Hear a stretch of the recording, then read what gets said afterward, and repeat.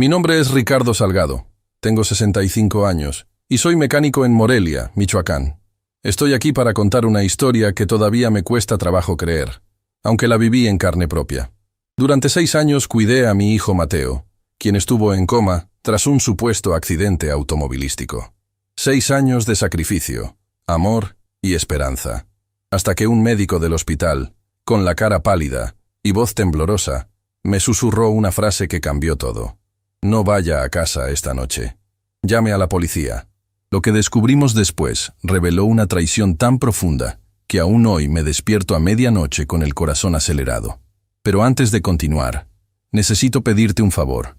Dale like a este video, suscríbete al canal y comenta desde dónde me estás viendo. Tu apoyo es muy importante y puede salvar vidas. Antes del accidente, mi vida era simple pero satisfactoria.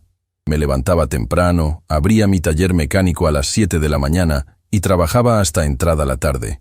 Mateo, mi único hijo, tenía 28 años cuando todo ocurrió.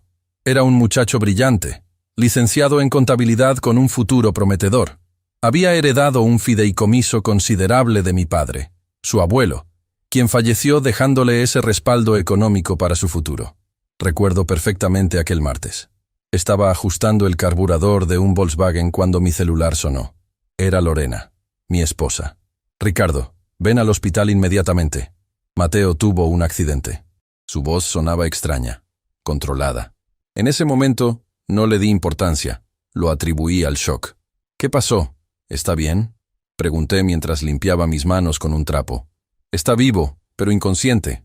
Chocó en la carretera a Pátzcuaro. Date prisa. Dejé todo tirado.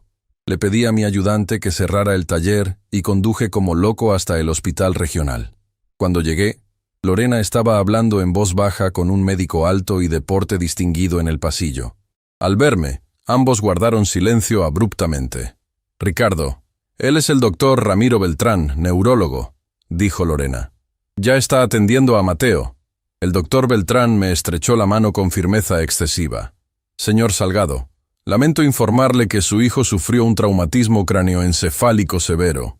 Está estable pero en estado de coma. ¿Coma? La palabra cayó como un yunque sobre mí. ¿Va a despertar? Es difícil pronosticar en estos casos. El cerebro es complejo, respondió con una seguridad que en ese momento me pareció reconfortante. Haremos todo lo posible. Los días siguientes fueron un torbellino de exámenes, términos médicos que no entendía y formularios que firmar. El doctor Beltrán siempre estaba presente, explicando procedimientos, sugiriendo tratamientos. Lorena se encargó de toda la parte administrativa, el seguro médico, los documentos. Una semana después del accidente, Lorena me sorprendió con una propuesta. Ricardo, el doctor Beltrán sugiere que llevemos a Mateo a casa. ¿A casa? Pero necesita atención hospitalaria, protesté. El doctor dice que puede recibir mejor cuidado en un ambiente familiar. Él mismo supervisará todo. Podemos adaptar su habitación. ¿Y el seguro cubrirá eso? Lorena evitó mi mirada. El seguro y el fideicomiso de Mateo. Su abuelo querría que usáramos ese dinero para su bienestar. Algo no me cuadraba, pero mi mente estaba nublada por la preocupación. Asentí, confiando en que mi esposa y el doctor sabían lo que era mejor para nuestro hijo. Adaptamos la casa. Convertimos la habitación de Mateo en una especie de unidad de cuidados intensivos doméstica. Aparatos, monitores, una cama hospitalaria. El doctor Beltrán nos visitaba 3 veces por semana, siempre trayendo nuevos medicamentos, sugiriendo terapias experimentales que costaban pequeñas fortunas. Este tratamiento podría estimular su actividad cerebral, decía mostrándome un frasco de medicamento. Es costoso, pero prometedor. Yo asentía, firmaba cheques, vaciaba cuentas. ¿Qué padre no lo haría? Mientras tanto, renuncié a casi todo en mi vida. Reduje las horas del taller. Dejé de ver a amigos. Mis días consistían en trabajar y cuidar a Mateo. Por las noches, cuando Lorena creía que dormía, la escuchaba hablar por teléfono en susurros. Al principio pensé que era con familiares preocupados, pero con el tiempo noté patrones extraños. Hablaba de pagos, documentación y mantener el plan. Pasaron meses, luego años. Mateo seguía igual. A veces me parecía ver movimientos sutiles en sus párpados, pero el doctor Beltrán siempre lo descartaba como reflejos involuntarios. No se ilusione, señor Salgado. Son reacciones automáticas, me explicaba con un tono condescendiente. Cada vez que cuestionaba algo, Lorena y el doctor formaban un frente unido. ¿No confías en el doctor?, me recriminaba Lorena. ¿No quieres lo mejor para Mateo? Y yo retrocedía, sintiéndome culpable por dudar. A los 4 años del accidente, el dinero escaseaba. El fideicomiso estaba casi agotado y mi negocio apenas sobrevivía con mi atención parcial. Necesitamos más fondos para el nuevo tratamiento, anunció el doctor Beltrán en una de sus visitas. Hay una terapia revolucionaria en Estados Unidos. No sé de dónde sacaremos más dinero, confesé agotado. Lorena intervino rápidamente. Podemos hipotecar la casa. ¿Hipotecar nuestra casa? Pero es todo lo que nos queda. ¿Qué importa una casa si podemos recuperar a nuestro hijo?, insistió ella con lágrimas en los ojos, aunque ahora reconozco que eran lágrimas calculadas. Accedí, por supuesto. Firmé los papeles que me trajo. Hipotequé el taller también. El tratamiento revolucionario consistía en más inyecciones, más monitores, más visitas del doctor Beltrán. Y Mateo seguía igual. 5 años después del accidente, comencé a notar algo perturbador. Cada vez que me quedaba solo con Mateo, me parecía que intentaba comunicarse. Pequeños movimientos de dedos, tensión en su rostro cuando le hablaba. Pero cada vez que lo mencionaba, Lorena llamaba inmediatamente al doctor Beltrán, quien aparecía en cuestión de minutos para administrar medicamento estabilizador. Son espasmos, señor Salgado. Si se agita demasiado podría ser perjudicial, explicaba mientras inyectaba algo en el suero de Mateo, quien volvía a quedar completamente inmóvil. Una tarde, encontré a Lorena revisando los documentos del seguro en su escritorio. Me acerqué silenciosamente y alcancé a ver un estado de cuenta con cifras que me dejaron helado. El seguro seguía pagando cantidades considerables mensualmente, mucho más de lo que yo creía. ¿Qué son estos pagos?, pregunté. Lorena cerró la carpeta de golpe. El seguro cubre los tratamientos, ya lo sabes. Pero dijiste que el seguro apenas alcanzaba, que por eso usábamos el fideicomiso y luego hipotecamos todo. No entiendes cómo funcionan estas cosas, Ricardo, respondió irritada. Son reembolsos por gastos que ya hicimos. La duda ya estaba plantada en mí. Comencé a prestar más atención, a observar. Noté que Lorena y el doctor Beltrán a veces se quedaban a solas en el estudio por largos periodos. Escuché fragmentos de conversaciones sobre mantener el diagnóstico y asegurar los pagos. 6 años después del accidente, decidí buscar una segunda opinión médica. No le dije nada a Lorena. Contacté al hospital universitario y hablé con la jefa de neurología, explicándole la situación de manera general. Me gustaría que viera los registros médicos de mi hijo. Le pedí. Necesitaría copias de sus electroencefalogramas recientes, análisis de sangre, tomografías, me explicó la doctora. No fue fácil conseguir esos documentos. Lorena los guardaba bajo llave. Esperé a que saliera con su hermana de compras y busqué en su escritorio. Encontré una copia de todos los expedientes médicos de Mateo, organizados cronológicamente. Los fotografié con mi celular. 2 días después, me presenté en el hospital universitario con las imágenes. La doctora estaba ocupada, pero me recibió un médico joven, el doctor Ibarra. Revisó las imágenes con atención creciente, frunciendo el ceño cada vez más. ¿Estos son todos los medicamentos que recibe su hijo?, preguntó señalando una lista. Sí, eso creo. El doctor Beltrán dice que son necesarios para mantenerlo estable. El doctor Ibarra me miró fijamente. Señor Salgado, ¿puedo hablar con usted en privado? Me condujo a una pequeña oficina y cerró la puerta. Miró los documentos nuevamente, como confirmando algo. Hay algo que no encaja aquí, dijo finalmente. Estos electroencefalogramas muestran actividad cerebral normal, inconsistente con un estado de coma profundo. Y estas dosis de sedantes son excesivas. ¿Qué quiere decir? Mi corazón comenzó a acelerarse. Quiero decir que... Se detuvo, como midiendo sus palabras. Su rostro palideció. Señor Salgado, con estas dosis, cualquier persona permanecería inconsciente indefinidamente. Un escalofrío recorrió mi espalda. Está diciendo que mi hijo... Estoy diciendo que necesitamos hacer más pruebas inmediatamente. Pero antes, se acercó más y bajó la voz. Su expresión era de genuino miedo. No vaya a casa esta noche. Llame a la policía. Sus palabras me golpearon como un puñetazo. Todo encajó de repente. Las conversaciones secretas, el dinero, la insistencia en mantener a Mateo en casa, las inyecciones cada vez que parecía despertar. El horror de la verdad me dejó sin aliento. Mi esposa y el doctor están... No pude terminar la frase. El doctor Ibarra asintió gravemente. Basándome solo en estos documentos, parece que alguien ha estado manteniendo a su hijo sedado artificialmente.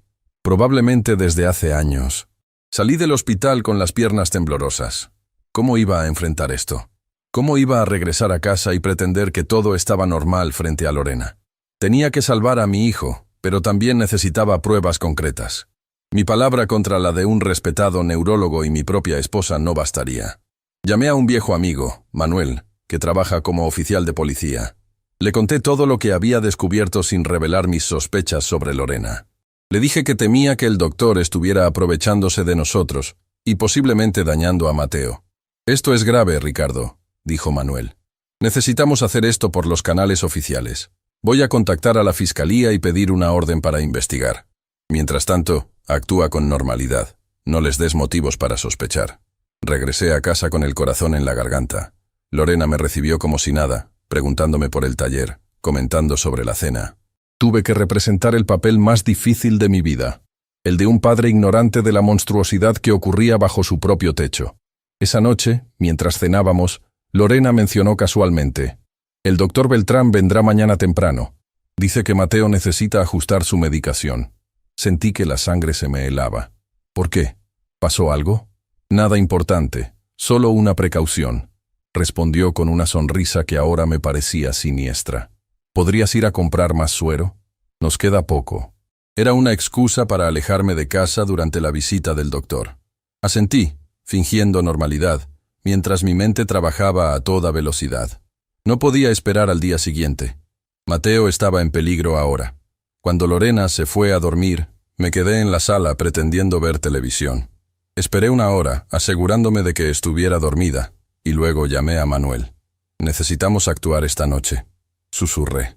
«Creo que van a alterar evidencia mañana temprano». «La orden está en proceso, Ricardo, pero tomará tiempo». «Mi hijo no tiene tiempo», insistí. «Por favor». Hubo un silencio y finalmente Manuel respondió: «Estaré ahí en 20 minutos con algunos compañeros. Mientras tanto, busca evidencia. Frascos de medicamentos, documentos, cualquier cosa que respalde tu historia». Colgué y me dirigí silenciosamente al estudio de Lorena. Con manos temblorosas, busqué en cada cajón, detrás de cada libro. En un compartimento secreto del escritorio, encontré lo que buscaba. Un diario detallado con fechas, cantidades, pagos. La evidencia de 6 años de una conspiración macabra para mantener a mi hijo en coma artificial y beneficiarse del seguro y su fideicomiso.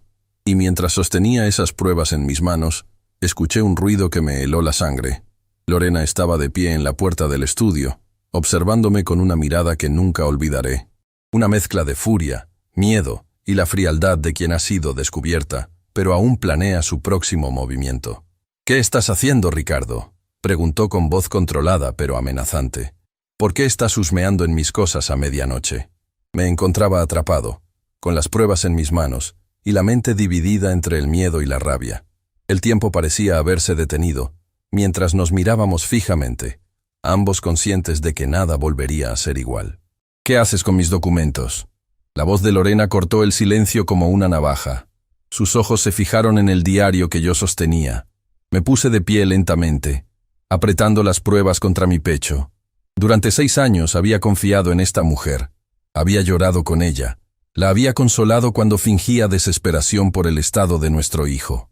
«¿Por qué, Lorena?». Mi voz salió áspera, apenas un susurro. «¿Por qué le hiciste esto a nuestro hijo?». Su expresión cambió. La sorpresa inicial dio paso a una frialdad calculadora que nunca había visto en ella. «No entiendes nada, Ricardo». Dio un paso hacia mí. «Dame eso. Son documentos médicos confidenciales. Son pruebas». Las palabras salieron como piedras de mi boca. «Pruebas de lo que tú y ese médico le han estado haciendo a Mateo durante todos estos años». Lorena intentó otra estrategia. Su rostro se suavizó, adoptando esa expresión de preocupación maternal que tantas veces me había convencido. «Ricardo, estás confundido. El accidente te afectó tanto como a mí. Estos son solo registros de los tratamientos, nada más. ¿Tratamientos? La rabia me invadió. ¿Llamas tratamiento a mantener a nuestro hijo sedado artificialmente para cobrar su seguro y vaciar su fideicomiso? La máscara de Lorena se derrumbó por completo. Su mirada se endureció y dio otro paso hacia mí, extendiendo la mano. «Dame esos documentos ahora mismo». «No». Me mantuve firme. «La policía viene en camino». El pánico cruzó su rostro por un instante. Luego se lanzó hacia mí, intentando arrebatarme el diario. Forcejeamos brevemente, pero la determinación me dio fuerzas. La aparté con firmeza, cuidando de no lastimarla a pesar de todo. «¡Estás loco!», gritó. «Llamaste a la policía por unas sospechas ridículas. ¿Sabes lo que pasará si interrumpimos el tratamiento de Mateo? El doctor Beltrán dijo que cualquier cambio brusco podría matarlo». «Más mentiras», respondí manteniendo la distancia. El doctor Ibarra revisó los expedientes. Los electroencefalogramas muestran actividad cerebral normal. Lo están manteniendo sedado a propósito. Lorena cambió de táctica nuevamente. Sus ojos se llenaron de lágrimas. «Ricardo, piénsalo. ¿De verdad crees que yo, su madre, le haría daño a nuestro hijo? Todo ha sido por su bien, para darle los mejores tratamientos. No sigas mintiendo. Vi las transferencias, los registros. Tú y Beltrán han estado robando el dinero del fideicomiso y cobrando fraudulentamente al seguro». Su rostro se transformó. La máscara maternal desapareció por completo, revelando a una mujer que no reconocí. «Eres un simple mecánico», escupió con desprecio. «¿Crees que podrías haber dado a Mateo la vida que merece? El dinero de tu padre debería haber sido mío desde el principio. Yo fui quien te soportó todos estos años». Cada palabra era como un puñal. La mujer con quien compartí más de 30 años de mi vida se revelaba como una completa desconocida.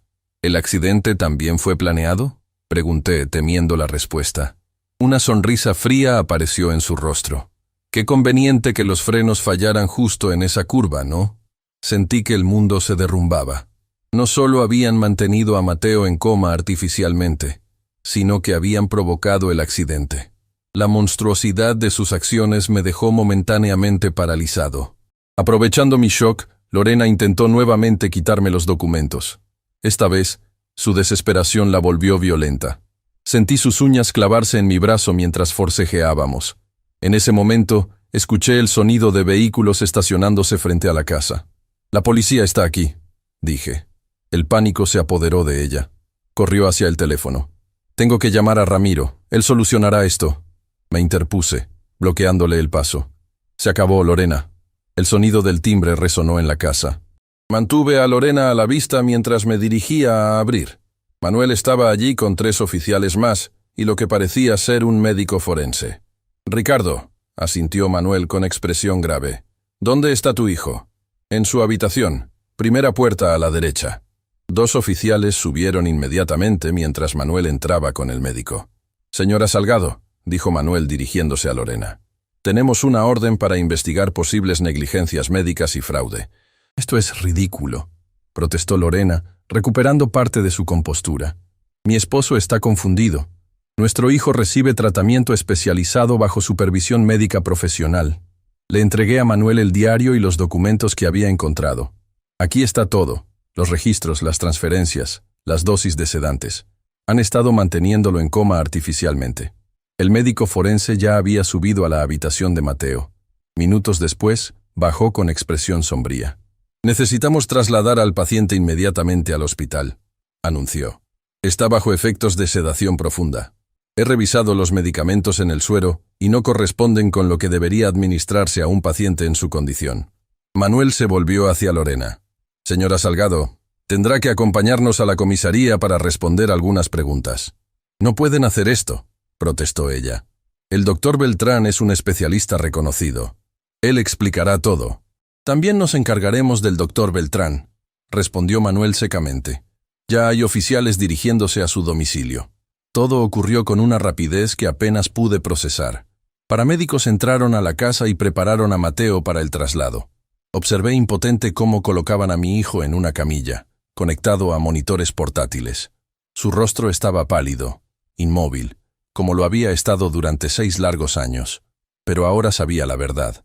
No era un coma natural. ¿A dónde lo llevan?, pregunté a uno de los paramédicos. Al hospital universitario. El doctor Ibarra ya está preparado para recibirlo. Mientras subían a Mateo a la ambulancia, vi cómo los oficiales escoltaban a Lorena hacia una patrulla. Nuestras miradas se cruzaron por un instante. En sus ojos no había arrepentimiento, solo furia por haber sido descubierta. «Ricardo», me llamó Manuel. «Necesitaremos tu declaración formal, pero eso puede esperar hasta mañana. Ahora ve con tu hijo». Asentí agradecido y subí a la ambulancia junto a Mateo. Durante el trayecto al hospital, observé su rostro, buscando cualquier señal de conciencia bajo esa máscara inmóvil impuesta por las drogas. Tomé su mano inerte entre las mías. «Vamos a sacarte de esto, hijo», susurré. «Papá está aquí ahora. Nadie volverá a hacerte daño». En el hospital un equipo médico ya esperaba nuestra llegada. El doctor Ibarra estaba entre ellos, dando instrucciones precisas. «Necesitamos un análisis toxicológico completo inmediatamente», ordenaba mientras trasladaban a Mateo a una sala de emergencias. «Preparen el antagonista para contrarrestar los benzodiazepínicos». Me quedé en un rincón, observando cómo trabajaban frenéticamente alrededor de mi hijo. Una enfermera se acercó. «Señor Salgado, el doctor hablará con usted en cuanto estabilicen a su hijo. Puede esperar en la sala de familiares». «Prefiero quedarme, si no les molesta», respondí. «He pasado 6 años cuidándolo. No quiero dejarlo solo ahora». La enfermera asintió comprensivamente y me indicó dónde podía sentarme sin estorbar. Horas después, cuando el frenesí inicial se calmó, el doctor Ibarra se acercó a mí. Su rostro mostraba cansancio pero también determinación. «Señor Salgado, hemos realizado los análisis preliminares. Su hijo ha estado recibiendo dosis regulares de sedantes potentes, principalmente benzodiazepínicos de acción prolongada, combinados con otros medicamentos para mantener sus signos vitales estables. ¿Podrá recuperarse?», la pregunta que más temía hacer. El doctor Ibarra colocó una mano en mi hombro. «Los electroencefalogramas muestran actividad cerebral normal. No hay evidencia de daño neurológico permanente. Eso es una buena señal. ¿Pero qué? Han sido 6 años de sedación constante. El proceso de desintoxicación debe ser gradual. Reduciremos las dosis paulatinamente para evitar un síndrome de abstinencia severo. Llevará tiempo». «¿Cuánto tiempo?». «No puedo darle un plazo exacto. Podría ser días, semanas. Cada paciente responde diferente». Asentí, absorbiendo la información. «¿Y cuando despierte, estará bien? Quiero decir, recordará, podrá hablar, caminar». «Sus exámenes no muestran daño cerebral estructural, lo cual es alentador. Pero 6 años de inmovilidad habrán causado atrofia muscular significativa. Necesitará rehabilitación intensiva. En cuanto a sus funciones cognitivas», el doctor hizo una pausa. «No podemos saberlo con certeza hasta que despierte». «Entiendo. Hemos iniciado el proceso de reducción de sedantes», continuó. «Ahora solo podemos esperar y monitorear cuidadosamente su respuesta». Esa noche me quedé junto a la cama de Mateo en la UCI. Los monitores emitían pitidos rítmicos, familiares después de tantos años. Pero ahora, esos sonidos tenían un significado completamente diferente. Ya no eran el recordatorio de una tragedia inevitable, sino el compás de una espera esperanzadora. La mañana siguiente, Manuel vino a verme al hospital. Su rostro mostraba el cansancio de una noche sin dormir. «Tenemos al doctor Beltrán bajo custodia», me informó. «Intentó huir cuando supo que íbamos por él, pero lo interceptamos en la terminal de autobuses». «¿Ha confesado algo?», pregunté. «No oficialmente, pero encontramos en su casa documentación comprometedora. Registros duplicados, recetas de sedantes, estados de cuenta con transferencias regulares desde las cuentas de tu esposa». «¿Y Lorena?». «Se mantiene firme en su inocencia. Dice que el doctor Beltrán la engañó, que ella creía que los tratamientos eran legítimos». Solté una risa amarga. Clásico de ella, siempre manipulando. «Ricardo», Manuel dudó un momento. «Hay algo más que debes saber». Revisamos los registros bancarios de ambos. Las transferencias empezaron 3 meses antes del accidente de Mateo. La implicación me golpeó como un puño. Lo planearon con anticipación. Eso parece. Y hay algo sobre el accidente mismo que no encaja. El informe policial original fue bastante básico. Estamos reabriendo la investigación. Me hundí en la silla, abrumado por el alcance de la conspiración. ¿Por qué, Manuel? ¿Por qué alguien le haría esto a su propio hijo? El dinero, respondió simplemente. El fideicomiso de tu padre era considerable, y el seguro médico ha estado pagando tratamientos fantasma durante años. Hablamos de millones de pesos. Millones de pesos, a cambio de robarle 6 años de vida a Mateo. La crueldad del cálculo me dejó sin palabras. Necesitaremos tu declaración formal cuando estés listo, continuó Manuel. Pero tómate tu tiempo. Tu hijo te necesita ahora. Después de que Manuel se marchó, volví junto a Mateo. Los médicos habían comenzado a reducir gradualmente la dosis de sedantes. El doctor Ibarra me explicó que lo hacían con extremo cuidado para evitar complicaciones. El síndrome de abstinencia puede ser peligroso, me advirtió. Estaremos monitoreando constantemente sus signos vitales. Los días siguientes se fundieron en una rutina de espera vigilante. Me movía entre la habitación de Mateo y la cafetería del hospital, apenas durmiendo, atento a cualquier cambio. El personal médico entraba y salía constantemente, ajustando medicamentos, realizando pruebas. Al tercer día, una neuróloga se unió al equipo del doctor Ibarra, la doctora Fuentes, especialista en casos de coma y estados alterados de conciencia. Hemos notado un incremento en la actividad cerebral, me explicó después de revisar a Mateo. Es una buena señal. ¿Significa que está despertando? Significa que su cerebro está respondiendo a la reducción de sedantes. El despertar es un proceso, señor Salgado, no un evento único. Esa noche, mientras sostenía la mano de Mateo y le hablaba suavemente como lo había hecho durante 6 años, sentí un débil apretón en mis dedos, tan leve que pensé haberlo imaginado. «Mateo». Mi voz tembló de emoción. No hubo respuesta, pero sus párpados temblaron ligeramente. Llamé inmediatamente a la enfermera, quien a su vez alertó al médico de guardia. «Ha habido un cambio en su actividad cerebral», confirmó el médico después de revisar los monitores. «Está progresando más rápido de lo esperado». Durante las siguientes 12 horas, Mateo mostró signos crecientes de conciencia. Pequeños movimientos de dedos, párpados que se agitaban, cambios en su respiración cuando escuchaba voces. El doctor Ibarra y la doctora Fuentes realizaban evaluaciones constantes. «Su hijo está emergiendo del estado de sedación», me explicó la doctora Fuentes. «Pero debemos ser pacientes. Después de tanto tiempo, el proceso de reconexión con el mundo será gradual». En la mañana del 5.º día estaba sentado junto a la cama de Mateo, leyéndole en voz baja una de sus novelas favoritas, como lo había hecho tantas veces durante aquellos años interminables.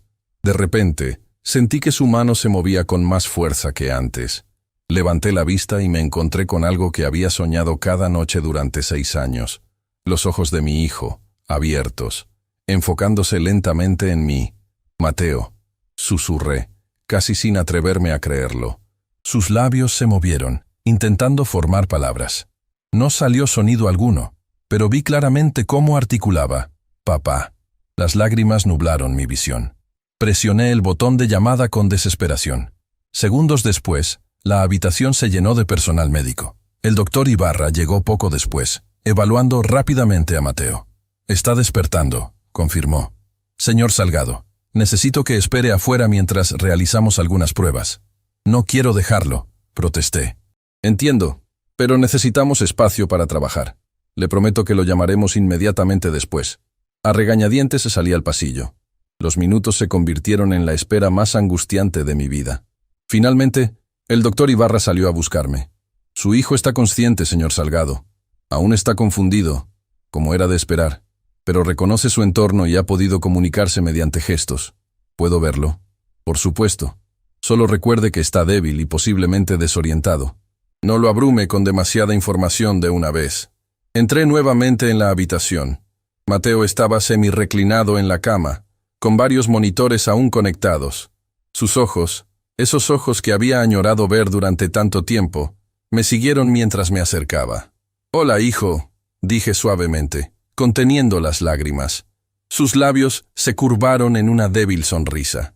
Levantó una mano temblorosa y yo la tomé entre las mías. «Papá», susurró con voz ronca, apenas audible después de años sin uso. «¿Qué pasó?» El doctor Ibarra, que se había quedado en la habitación, me hizo un gesto discreto. No era momento para revelar toda la verdad. Tuviste un accidente, respondí simplemente. Has estado dormido mucho tiempo, pero ahora estás despierto, y eso es lo único que importa. Sus ojos se cerraron brevemente, como procesando la información. Cuando los abrió de nuevo, había una pregunta en ellos. ¿Cuánto tiempo? Intercambié una mirada con el doctor, quien asintió levemente. 6 años, hijo. Mi voz se quebró. Has estado dormido 6 años. Sus ojos se abrieron más, llenos de confusión y miedo. Intentó incorporarse, pero su cuerpo debilitado apenas respondió. Tranquilo, intervino el doctor Ibarra, acercándose. Tu cuerpo necesita tiempo para recuperarse, todo a su ritmo. Mateo se calmó, pero sus ojos seguían fijos en mí, llenos de preguntas que aún no podía formular claramente. Mamá, murmuró finalmente. ¿Dónde está, mamá? La pregunta que había temido. ¿Cómo explicarle que su propia madre lo había mantenido en ese estado durante 6 años? Que había conspirado con un médico corrupto para robar su herencia, mientras él yacía inconsciente, drogado. Tu madre no está aquí ahora, respondí evasivamente. Lo importante es que te concentres en recuperarte. Pareció aceptar mi respuesta por el momento, demasiado débil para insistir. Sus ojos comenzaron a cerrarse. El esfuerzo de mantenerse consciente claramente lo agotaba. Descansa, le susurré. Estaré aquí cuando despiertes. No me iré a ninguna parte. Mientras Mateo volvía a dormirse, esta vez en un sueño natural y reparador, me quedé contemplando su rostro. La pesadilla de 6 años comenzaba a terminar, pero sabía que el camino hacia la verdadera recuperación apenas empezaba. Ver a mi hijo abrir los ojos después de 6 años fue como presenciar un milagro. Pero el despertar de Mateo era solo el primer paso de un largo camino hacia la recuperación. Su cuerpo, inmóvil durante tanto tiempo, estaba débil y atrofiado. Su mente, aunque intacta, luchaba por procesar el tiempo perdido. El doctor Ibarra y su equipo habían diseñado un programa intensivo de rehabilitación. Fisioterapia para recuperar movilidad muscular, terapia ocupacional para reaprender actividades cotidianas, atención psicológica para procesar el trauma. Todo un ejército de profesionales trabajaba para devolverle a Mateo los 6 años que le habían robado. Los primeros días fueron los más difíciles. Mateo dormía la mayor parte del tiempo, despertando solo por breves periodos. Cuando estaba consciente, su mirada reflejaba confusión y miedo. Las preguntas que aún no podía articular claramente pesaban en el aire entre nosotros. ¿Dónde está mamá?, seguía preguntando con voz débil.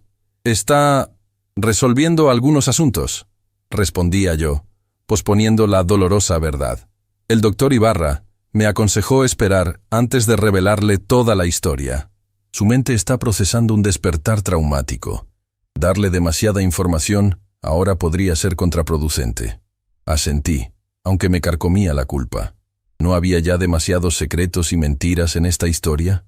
Una tarde, mientras ayudaba a Mateo con su comida, una terapeuta ocupacional trabajando con él para recuperar el control de sus manos, la televisión del hospital transmitió un noticiero local. Normalmente no prestábamos atención, pero esta vez el nombre Beltrán captó mi interés inmediatamente. El reconocido neurólogo Ramiro Beltrán compareció hoy ante el juez bajo cargos de fraude médico, negligencia profesional y conspiración, anunciaba la presentadora. Las autoridades lo acusan de haber mantenido a un paciente en estado de coma inducido durante 6 años para cobrar fraudulentamente seguros médicos. Busqué rápidamente el control remoto para cambiar de canal, pero era demasiado tarde. Mateo había escuchado lo suficiente. Sus ojos, más alertas de lo que los había visto desde su despertar, se fijaron en mí. ¿De qué están hablando?, preguntó, su voz aún débil pero más clara que antes. La terapeuta, percibiendo la tensión, se excusó discretamente y nos dejó solos. Mateo, hay cosas que necesitas saber, comencé, sintiendo que había llegado el momento. Pero quizás deberíamos esperar a que estés más fuerte. No, su respuesta fue firme, a pesar de su debilidad física. Quiero saber, ahora, ¿qué pasó conmigo? Respiré profundamente. 6 años de mentiras, traición y dolor se condensaron en ese momento decisivo. Tu accidente no fue exactamente un accidente, empecé. Y tu coma Tampoco fue natural. Con palabras cuidadosamente elegidas, le conté la verdad. Cómo su madre y el doctor Beltrán habían conspirado para mantenerlo sedado. Cómo habían utilizado su fideicomiso y el seguro médico para enriquecerse mientras él permanecía inconsciente. Cómo yo, cegado por la confianza y el dolor, había sido un participante involuntario en su plan. Mateo escuchó en silencio, sus ojos cada vez más oscuros, su respiración acelerándose ocasionalmente. No interrumpió, permitiéndome desvelar toda la horrible verdad. Cuando finalmente descubrí lo que estaban haciendo, concluí, ya habían pasado 6 años. 6 años que no puedo devolverte, hijo. Lo siento tanto. Las lágrimas que había contenido durante toda la narración finalmente escaparon. Mateo extendió su mano temblorosa y tomó la mía. No fue tu culpa, dijo finalmente. Cada palabra un esfuerzo. Tú también fuiste víctima. Su comprensión, en lugar de aliviarme, aumentó mi culpa. Debí haberlo descubierto antes. Hubo señales, cosas que no encajaban. Confiaste, respondió simplemente. Cualquiera lo habría hecho. Nos quedamos en silencio, procesando juntos el peso de la revelación. ¿Dónde está ella ahora?, preguntó finalmente. Detenida, esperando juicio, al igual que el doctor Beltrán. Una sombra cruzó su rostro. ¿El accidente fue planeado? Dudé, pero ya había decidido no ocultarle nada más. La policía está investigando.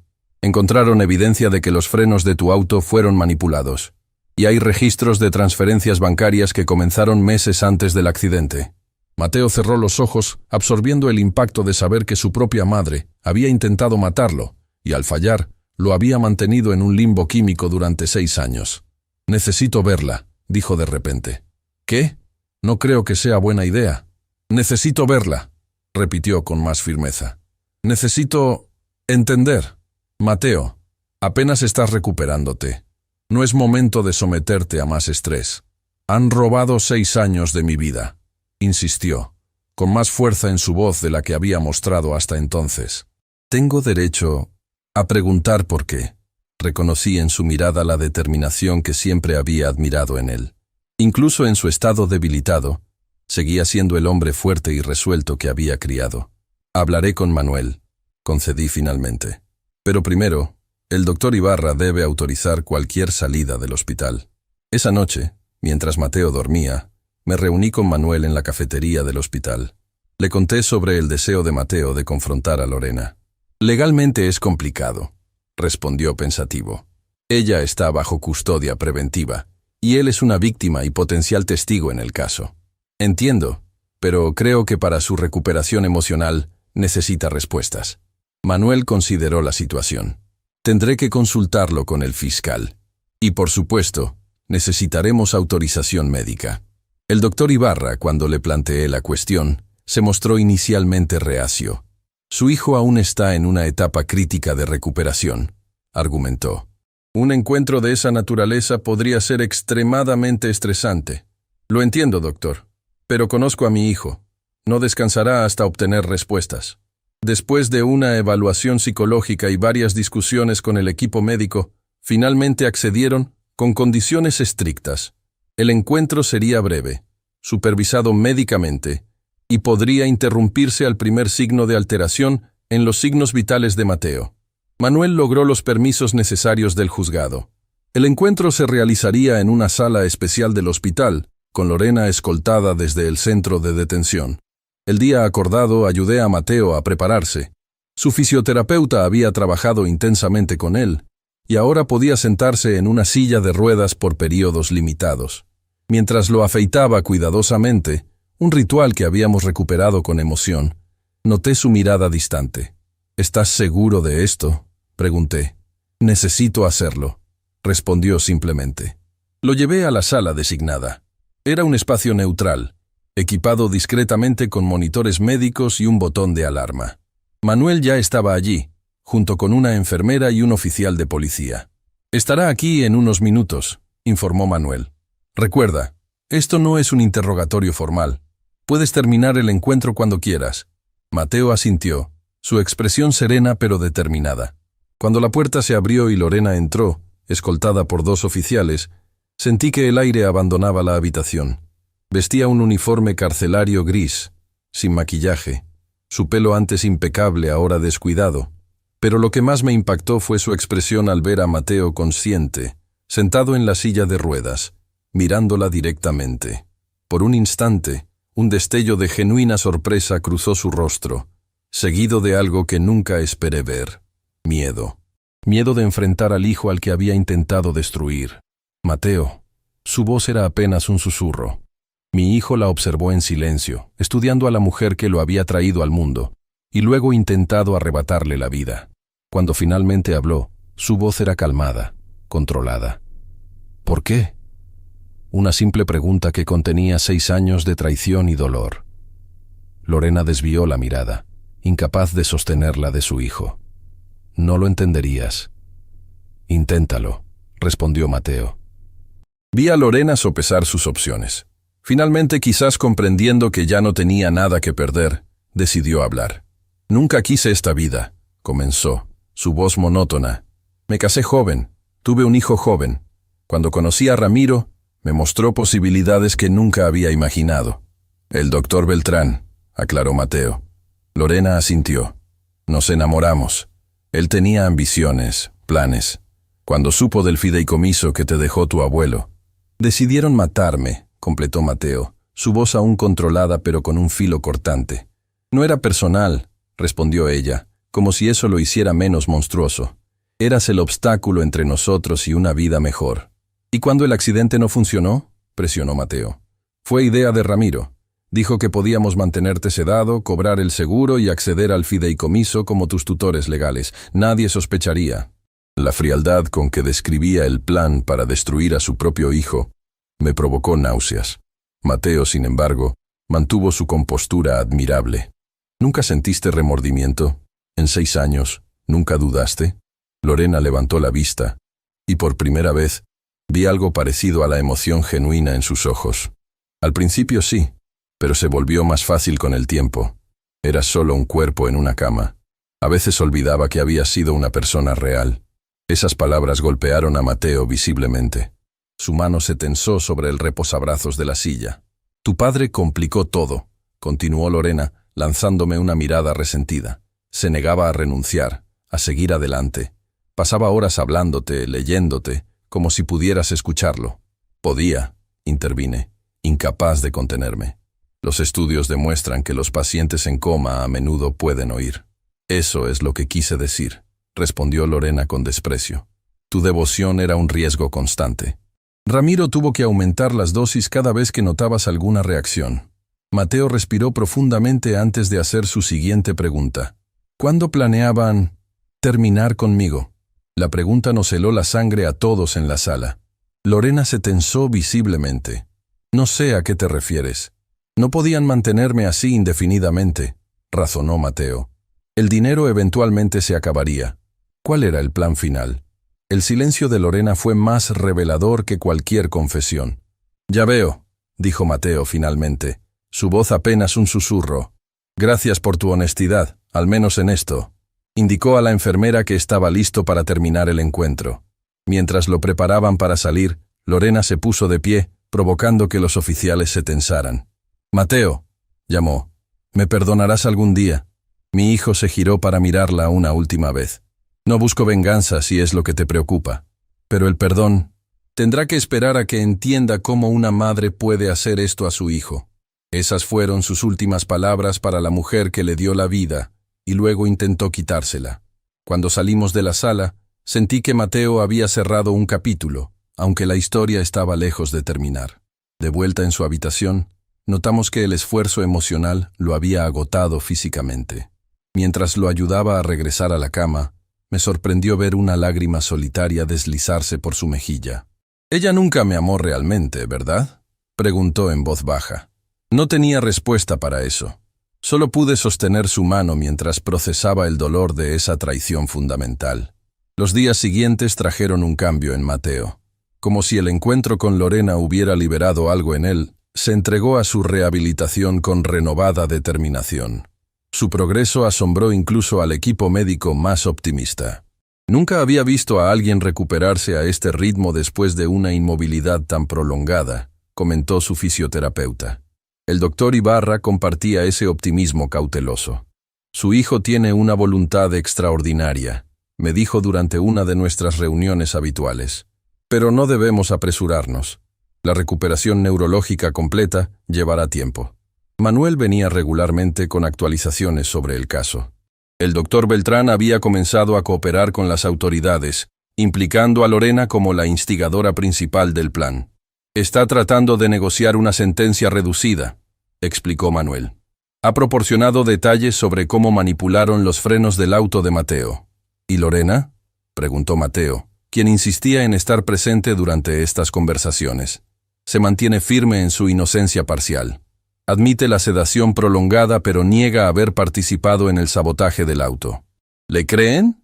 No, respondió Manuel honestamente. Las evidencias la contradicen. Encontramos pagos a un mecánico que trabajó brevemente en tu taller, Ricardo. Confesó haber sido contratado por ella para manipular los frenos. La confirmación de lo que ya sospechábamos fue otro golpe. Mateo procesó la información en silencio, mientras yo luchaba con la culpa renovada de no haber detectado lo que ocurría en mi propio taller. El fiscal había construido un caso sólido. Ambos, Lorena y el doctor Beltrán, enfrentaban múltiples cargos. Intento de homicidio, fraude médico, malversación de fondos, falsificación de documentos médicos. La lista era larga. El juicio comenzará pronto, informó Manuel. Mateo, necesitarán tu testimonio. Estaré listo, afirmó con determinación. Una tarde, mientras ayudaba a Mateo con sus ejercicios de rehabilitación, me sorprendió con una petición. Quiero ir al taller. ¿Al taller? Pero aún estás en recuperación. Necesito ver cómo está. Siempre fue parte de nuestras vidas. Consulté con el doctor Ibarra, quien después de cierta resistencia inicial, accedió a una visita breve, siempre que tomáramos precauciones médicas. El día de la visita, ayudé a Mateo a vestirse con ropa normal por primera vez desde su despertar. Aunque había ganado fuerza, aún necesitaba la silla de ruedas para distancias largas. Mientras lo afeitaba frente al espejo, nos miramos a los ojos. «Te pareces más a tu abuelo cada día», comenté. Una sonrisa genuina iluminó su rostro. «Él estaría orgulloso de ti, papá, de cómo nunca te rendiste». El trayecto al taller fue emotivo. Para mí, representaba el regreso a una normalidad que había abandonado gradualmente durante aquellos 6 años. Para Mateo, era un viaje a través del tiempo, viendo cómo la ciudad había cambiado durante su ausencia forzada. El taller estaba cerrado, por supuesto. Desde el descubrimiento de la verdad, apenas había tenido tiempo de ocuparme del negocio. Mi ayudante, Tomás, había mantenido las cosas funcionando mínimamente, atendiendo a los clientes más leales. Cuando abrí la puerta oxidada, el olor familiar a aceite y metal nos recibió. Empujé la silla de Mateo al interior, observando cómo sus ojos recorrían cada rincón, reabsorbiendo un espacio que había sido parte integral de su infancia. «Está casi igual», comentó, rozando con sus dedos una vieja caja de herramientas. «El tiempo pasó, pero este lugar resistió». «Como nosotros», respondí. Pasamos una hora allí, recordando anécdotas, reconectando con una parte de nuestra historia que permanecía intacta, a pesar de todo. Mateo insistió en revisar algunos de los vehículos a medio reparar, su mente analítica tan aguda como siempre. «Deberíamos reabrir», dijo de repente. «Cuando me recupere completamente, podríamos trabajar juntos». La propuesta me tomó por sorpresa. «¿Hablas en serio? Tú eres contador, tienes una carrera». «Tenía», corrigió. 6 años es mucho tiempo en mi profesión. Tendría que actualizarme, prácticamente empezar de nuevo. Podrías hacerlo. Eres brillante. Lo sé, sonrió. Pero quizás esto es lo que necesito ahora. Algo tangible, real. Arreglar cosas que están rotas. Entendí lo que no decía. Después de que su vida había sido destrozada, encontraba consuelo en la idea de reparar objetos físicos, de crear orden a partir del caos. «El taller siempre será tuyo cuando lo quieras», le aseguré. Esa pequeña excursión marcó un punto de inflexión en la recuperación de Mateo.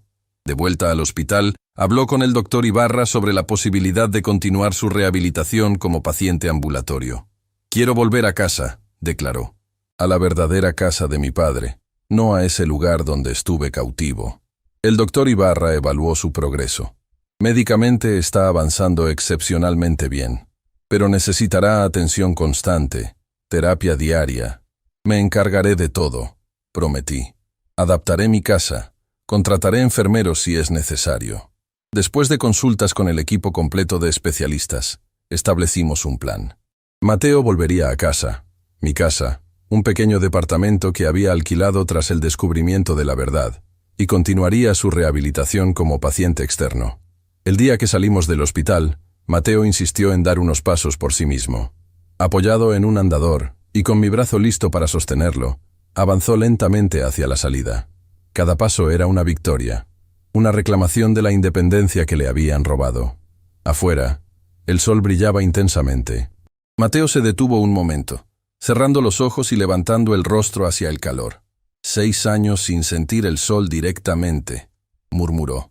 Nunca volveré a dar esto por sentado. Mientras lo ayudaba a subir al auto, sentí un nudo en la garganta. Mi hijo estaba vivo, despierto, luchando por recuperar su vida. Pero el camino que teníamos por delante aún era largo y complicado. El juicio se acercaba, con toda su carga emocional y mediática. Y después del juicio, quedaba la verdadera recuperación. No solo física, sino emocional, la reconstrucción de una vida interrumpida brutalmente a los 28 años. Mateo pareció leer mis pensamientos. Un día a la vez, papá, dijo suavemente. Un día a la vez, asentí, poniendo el auto en marcha. Hacia casa, hacia el futuro incierto, pero al menos nuestro para vivirlo. Los días previos al juicio transcurrieron en una extraña normalidad. Mi pequeño apartamento se transformó en un centro de rehabilitación improvisado.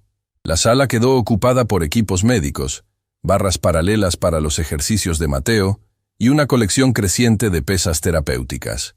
Los fisioterapeutas venían 3 veces por semana, y yo seguía sus instrucciones al pie de la letra durante los días restantes.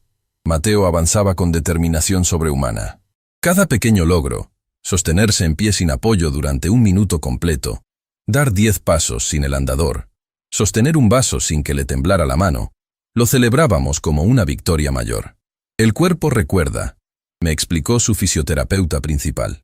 No estamos enseñándole habilidades nuevas, solo despertando las que ya tenía. Las noches eran lo más difícil. A veces Mateo despertaba sobresaltado, confundido sobre dónde estaba, momentáneamente atrapado entre el presente y los recuerdos fragmentados de su cautiverio químico. «Papá», llamaba en la oscuridad, su voz teñida de pánico. Yo acudía inmediatamente a su lado. «Aquí estoy, hijo. Estás a salvo. Estás en casa». Poco a poco las pesadillas disminuyeron. Su mente, como su cuerpo, comenzaba a sanar. El fiscal asignado al caso, un hombre serio llamado Hernández, venía regularmente a preparar a Mateo para su testimonio. Al principio me preocupaba que estas sesiones fueran demasiado estresantes, pero Mateo insistía en participar plenamente.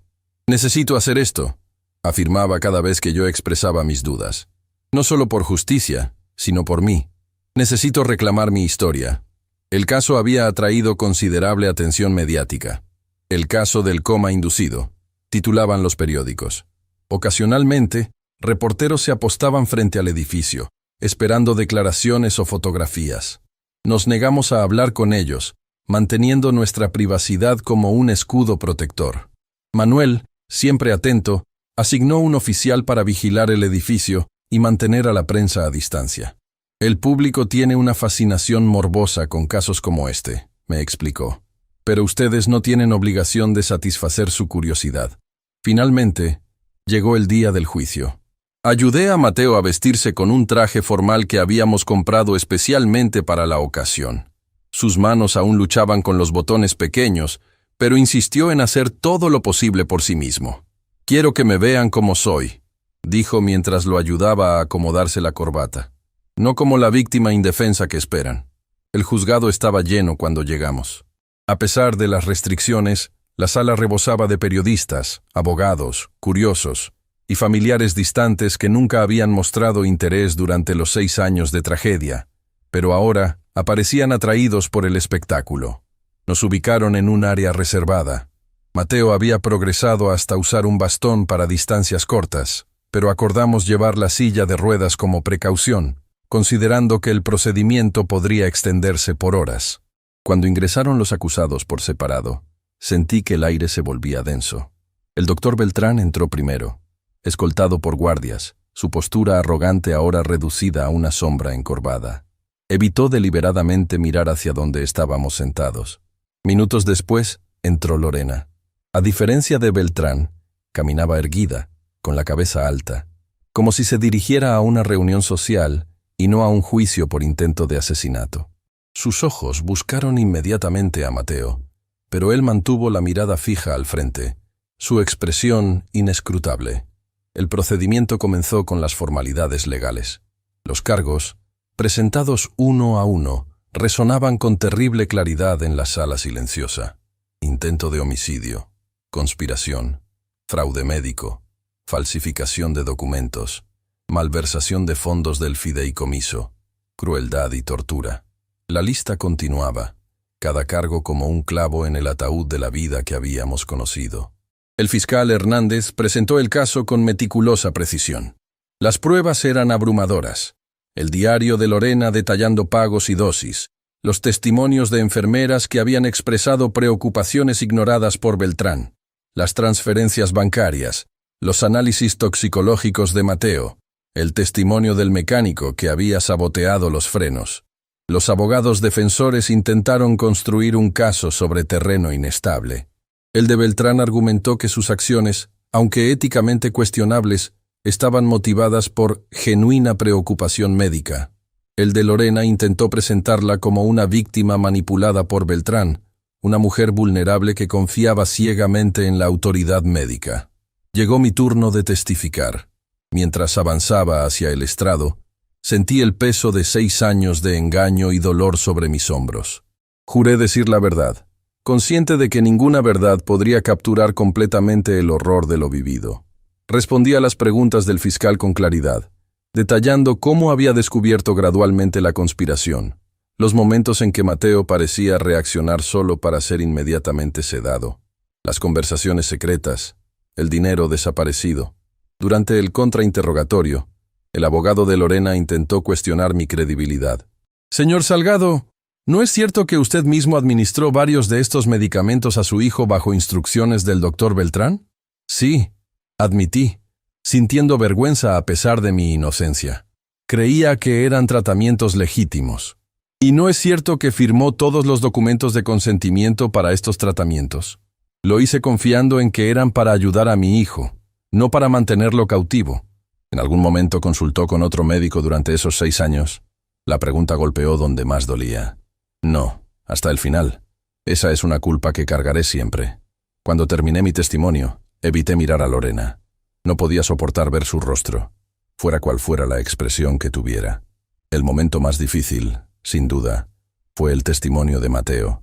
A petición del fiscal, y con autorización médica, decidió declarar de pie, apoyado en su bastón, rechazando la silla de ruedas. Un mensaje silencioso pero poderoso. Aquí estoy. Sobreviví a su intento de borrarme. Su voz, aún no recuperada del todo, llenó la sala con un relato que heló la sangre de los presentes. Habló de fragmentos de conciencia durante aquellos 6 años, momentos en que luchaba por despertar solo para sentir inmediatamente la invasión de nuevos sedantes en su sistema. Podía escuchar, declaró. No siempre, no constantemente, pero había momentos. Escuchaba a mi padre leyéndome, contándome sobre su día, y a veces escuchaba a mi madre y al doctor Beltrán hablando como si yo no estuviera allí, discutiendo dosis y pagos. El fiscal presentó los resultados de las evaluaciones neuropsicológicas realizadas tras su despertar, confirmando que su testimonio sobre recuerdos fragmentados durante el coma inducido era médicamente plausible. ¿Hay algo más que quiera decirle al tribunal?, preguntó finalmente el fiscal. Mateo asintió, y con voz clara, pronunció las palabras que probablemente definirían el resto de nuestras vidas. No estoy aquí buscando venganza. Estoy aquí buscando justicia y protección. Justicia por los 6 años que me robaron, y protección para que nadie más pueda ser víctima de un abuso de confianza tan fundamental como este. Durante el receso, nos retiramos a una sala privada. Mateo estaba agotado, el esfuerzo físico y emocional de su testimonio evidente en cada línea de su rostro. «Lo hiciste muy bien», le dije pasándole un vaso de agua. «¿Crees que será suficiente?», preguntó. «Más que suficiente. Las pruebas son abrumadoras». El juicio continuó durante 2 semanas más. Desfilaron expertos médicos, contadores forenses que rastrearon el dinero desviado, psicólogos que analizaron los perfiles de los acusados. Cada nueva revelación confirmaba la magnitud del engaño. Finalmente, llegaron los alegatos finales. El fiscal Hernández fue implacable. «Este no es solo un caso de fraude o negligencia médica», concluyó. «Es un caso de traición en su forma más pura. Una madre y un médico, las dos figuras en quienes depositamos mayor confianza, conspiraron para destruir una vida por dinero. Si esto no merece el máximo castigo previsto por la ley, entonces debemos cuestionar el propósito mismo de la justicia». Los abogados defensores hicieron lo que pudieron con un caso indefendible. El jurado deliberó menos de 6 horas, un tiempo sorprendentemente corto para un caso tan complejo. Cuando el presidente del jurado se puso de pie para anunciar el veredicto, sentí la mano de Mateo apretar la mía con fuerza. En todos los cargos, el jurado encuentra a los acusados culpables. Un murmullo recorrió la sala. Lorena permaneció rígida, su rostro una máscara impenetrable. Beltrán se derrumbó visiblemente, hundiendo el rostro entre sus manos. El juez procedió a dictar sentencia de inmediato. Para el doctor Beltrán, 30 años de prisión sin posibilidad de libertad condicional durante al menos 20, más la pérdida permanente de su licencia médica. Para Lorena, 25 años, con posibilidad de libertad condicional después de 18. Además, se ordenó la restitución completa del fideicomiso de Mateo y una compensación adicional por daños, que se determinaría en un juicio civil posterior. Cuando los guardias se llevaron a los condenados, Lorena giró brevemente hacia nosotros. Por un instante, nuestras miradas se cruzaron. No había arrepentimiento en sus ojos, solo una fría evaluación, como calculando si, a pesar de todo, el plan había valido la pena. Luego desapareció tras la puerta, saliendo de nuestras vidas tan abruptamente como había revelado su verdadera naturaleza. Afuera del juzgado, los reporteros se abalanzaron sobre nosotros, hambrientos de declaraciones. Manuel y sus oficiales nos ayudaron a abrirnos paso hacia el auto. «¿Cómo se sienten con el veredicto?», gritó alguien. Mateo se detuvo un momento. «La justicia se ha hecho», respondió simplemente. «Ahora queremos seguir adelante con nuestras vidas». Era más fácil decirlo que hacerlo. Las secuelas del juicio nos persiguieron durante meses. Reporteros que aparecían inesperadamente, productores de televisión ofreciendo sumas considerables por los derechos de nuestra historia, curiosos que nos señalaban en la calle. Pero gradualmente, como todas las tormentas mediáticas, esta también pasó. Otras tragedias, otros escándalos captaron la atención pública, y nosotros pudimos continuar con el verdadero trabajo de reconstruir nuestras vidas. Un año después del juicio, Mateo había progresado hasta el punto de necesitar el bastón solo ocasionalmente. Su terapeuta ocupacional lo declaró independiente para todas las actividades cotidianas. Seguía asistiendo a terapia física 2 veces por semana, más por mantenimiento que por necesidad urgente. Cumplimos el plan que habíamos discutido en el taller aquel día. Lo reabrimos juntos, como socios. Yo manejaba la parte mecánica mientras Mateo aplicaba sus conocimientos de contabilidad para ordenar las finanzas. Lentamente, los clientes regresaron, atraídos por nuestra historia de resiliencia y la garantía de trabajo honesto. Vendimos la casa donde había ocurrido el cautiverio de Mateo. Ninguno de los dos podía soportar la idea de regresar allí. Con el dinero de la venta y parte del fideicomiso restaurado, compramos una propiedad pequeña con un taller amplio en la planta baja y apartamentos separados arriba.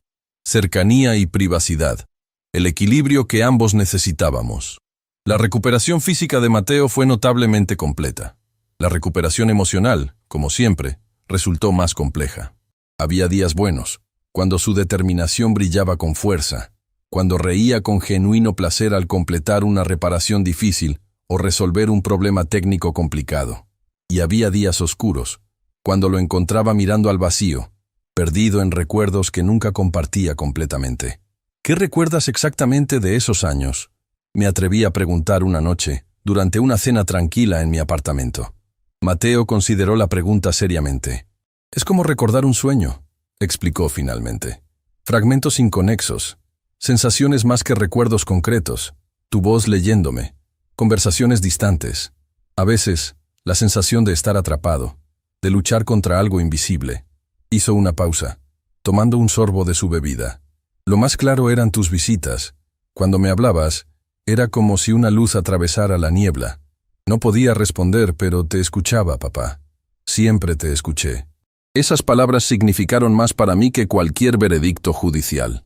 Mateo decidió no visitar a Lorena en prisión, a pesar de sus repetidas solicitudes. «No hay nada más que decir», explicaba cada vez que llegaba una nueva carta. Las guardábamos todas, sin abrir, en una caja que él llamaba el pasado archivado. El doctor Beltrán murió en prisión 3 años después del juicio, de un ataque cardíaco según el informe oficial.